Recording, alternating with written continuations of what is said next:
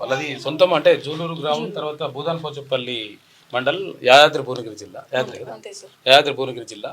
ఇప్పుడు ఉండేది ఇక్కడ గట్కేసర్ లో ఉంటున్నారు, మేడ్చల్ మల్కాజ్గిరి జిల్లాలో. కాబట్టి అంటే 1,50,00,000 అంటే పెద్ద విషయం కాదు అసలు. యాక్చువల్లీ విషయం ఏంటంటే మనిషి 100-150 రూపాయలు వేసినా కానీ చాలా ఈజీగా అయిపోతుంది.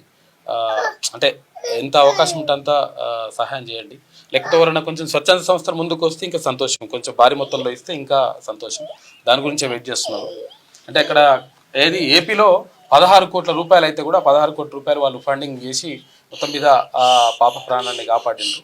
మన దగ్గర కూడా అంటే వీళ్ళు తక్కువ ఖర్చులో కావడానికి ప్రయత్నం చేసిండ్రు అక్కడ మలేషియాలోనంట. కాబట్టి ఎవరైనా దాతలు ముందుకు వచ్చినా పర్వాలేదు, తర్వాత ఇంకెవరైనా ఫండ్ చేసేసి బాబుని ప్రాణాలు కాపాడితే ఇంకా అదే సంతోషం. అందరికీ నమస్తే.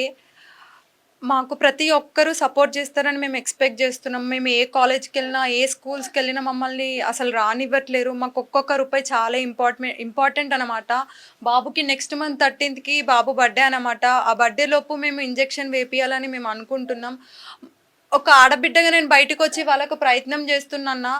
ప్రతి ఒక్క ఆడబిడ్డ కూడా ఈ ఇంటి బిడ్డ మన ఇంటి బిడ్డ అనుకొని మీరు ఒక ముందడుగు వేస్తే అరియాన్ష్ ఖచ్చితంగా బతుకుతాడన్న మేము అందరం రిక్వెస్ట్ చేస్తున్నాం. మాకు మీరు వచ్చి ముందు సపోర్ట్ చేస్తారని అనుకుంటున్నాం అన్న.